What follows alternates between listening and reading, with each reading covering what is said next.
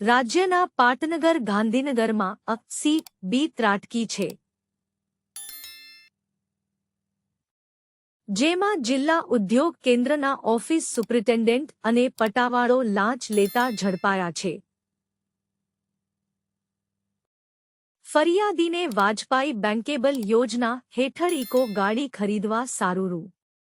7.74 લાખની subsidy loan લેવા માટે જિલ્લા ઉદ્યોગ કેન્દ્ર સહયોગ સંકુલ ગાંધીનગર ખાતે સંપર્ક કરતા જિલ્લા ઉદ્યોગ કેન્દ્રના પટાવાળા પ્રવીણભાઈ મણીલાલ શ્રીમાળીએ ફરિયાદીનું ઓનલાઈન ફોર્મ ભરવાના, લોન ઝડપથી મંજૂર કરાવી આપવાના અવેજ પેટે રૂ. 4,200ની લાંચની માંગણી કરી હતી. લાંચના નાણાં ફરિયાદી આપવા માંગતા ન હોય એ સી.બી. નો સંપર્ક કર્યો હતો, જેને લઈને એ લાંચનું છટકું ગોઠવ્યું હતું, જેમાં જિલ્લા ઉદ્યોગ કેન્દ્ર સહયોગ સંકુલ ગાંધીનગરના પટાવાળાએ ફરિયાદી સાથે હેતુલક્ષી વાતચીત કરી લાંચના નાણાં સ્વીકાર્યા હતા.